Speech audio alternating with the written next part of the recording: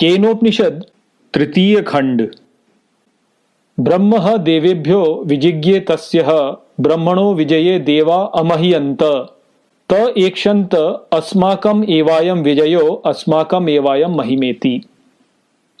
ब्रह्म एक बार देवताओं के लिए विजय हुआ तो देवता उसकी जीत से अभिभूत हो गए। उन्होंने सोचा यह हमारी विजय है, यह हमारी महिमा है। व्याख्या।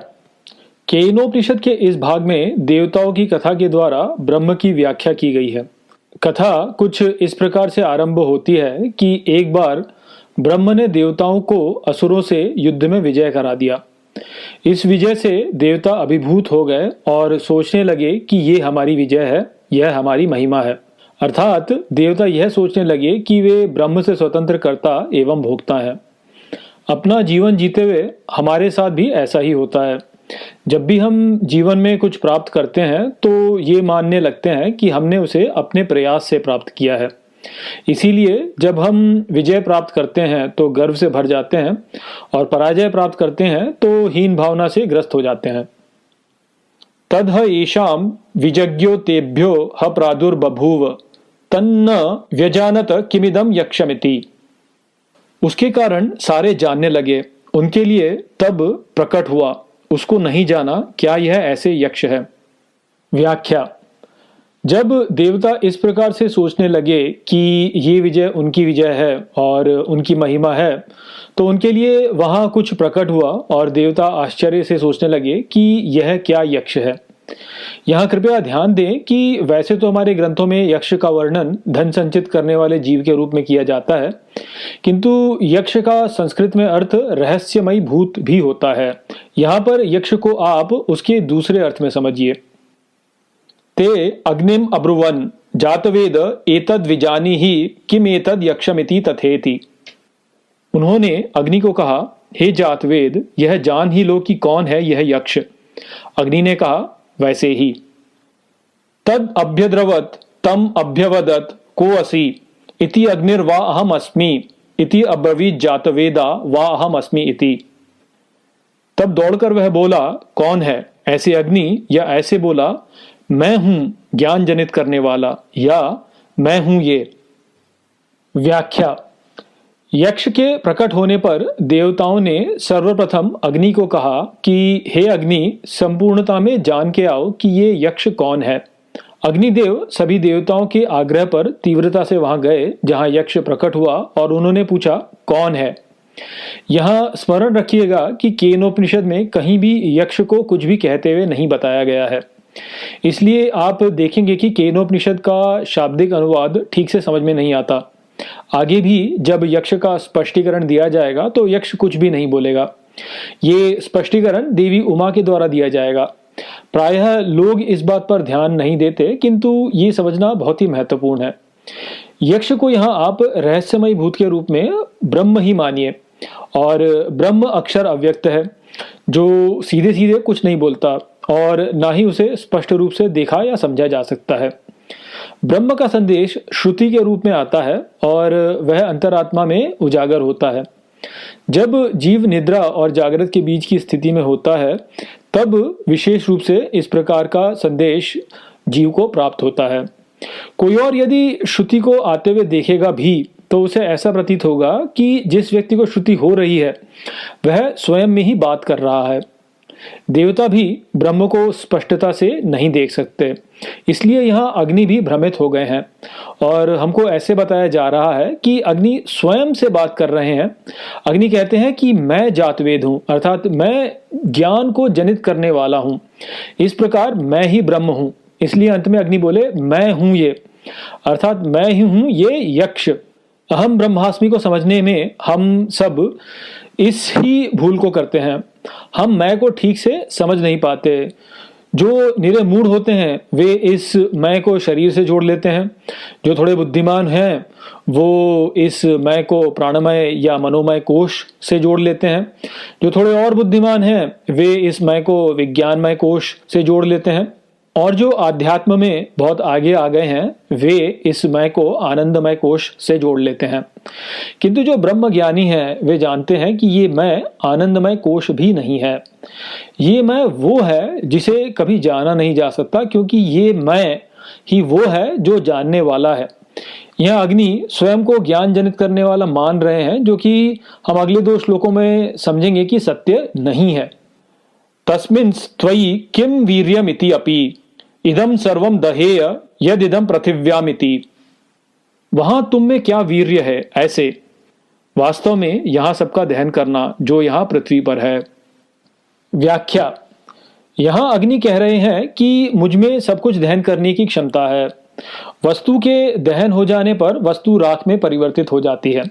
इस प्रकार कहा जाता है कि अग्निदेव सबका नाम रूप एक ही कर देते हैं। इसीलिए यह भी कहा जाता है कि अग्नि में दी गई आहुति अपने मूल में चली जाती है। हमारे शरीर में भी अग्निदेव का बहुत महत्वपूर्ण स्थान है। जब हम अन्न की आहुति अपने शरीर की अग्नि में देते हैं तभी हमारे भीतर इतनी ऊर्जा उत्पन्न होती है कि हम चेतन रह सकें और ज्ञान को धारण कर सकें। यदि हमारे शरीर की यह अग्नि बुझ जाए तो हम भी अचेत हो जाएंगे। इस प्रकार अग्नि जातवेद अर्थात ज्ञान जनित करने वाला निश्चित ही है, किंतु इसका यह अर्थ नहीं है कि वे ज्ञान का मूल स्रोत है।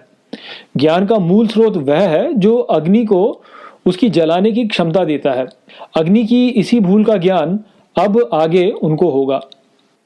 तस्मै तृणम निदधाव एतद् दहेति तद उपप्रेयाय सर्वजवेन तन्न शशाक दग्धुम सततेव निववृते न एतदशकम विज्ञातुम यद एतद यक्षमिति।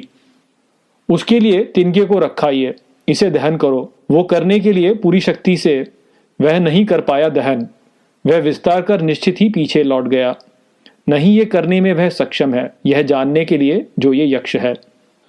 व्याख्या।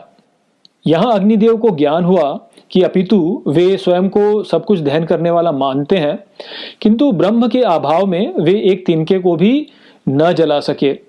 इस प्रकार उन्होंने जाना कि ब्रह्म को जानने में वे सक्षम नहीं है, क्योंकि उनका स्रोत ही ब्रह्म है, और वह पीछे लौट गए।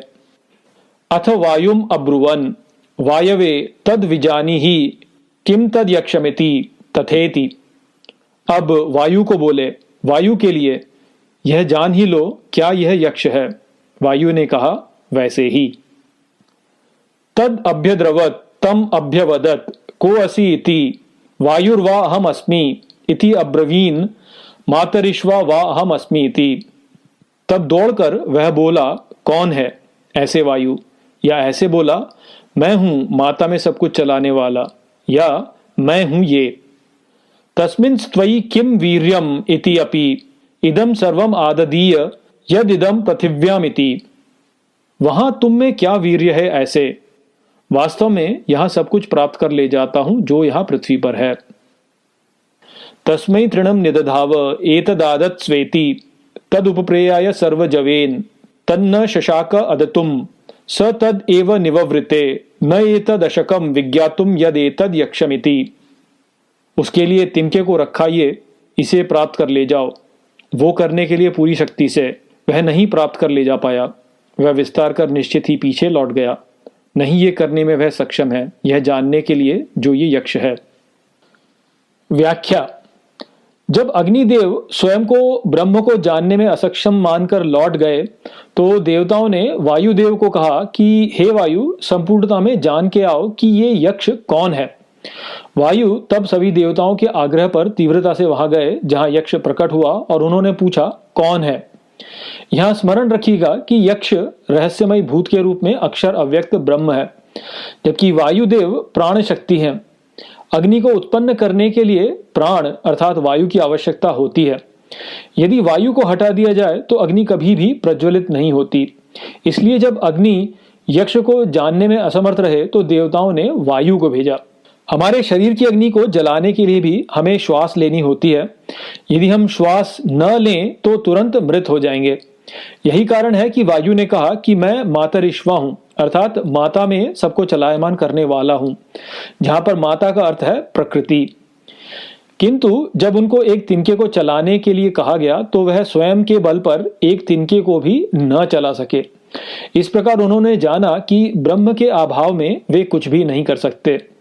अब क्योंकि ब्रह्म ही उनका स्रोत है, इसलिए वे समझ गए कि वे ब्रह्म को नहीं जान सकते और इसलिए वे लौट आए। अथ इंद्रम अब्रुवन मघवन एतद् विजानीहि किम तद यक्षमिति तथेति तद अभ्यद्रवत तस्मात् तिरोदधे।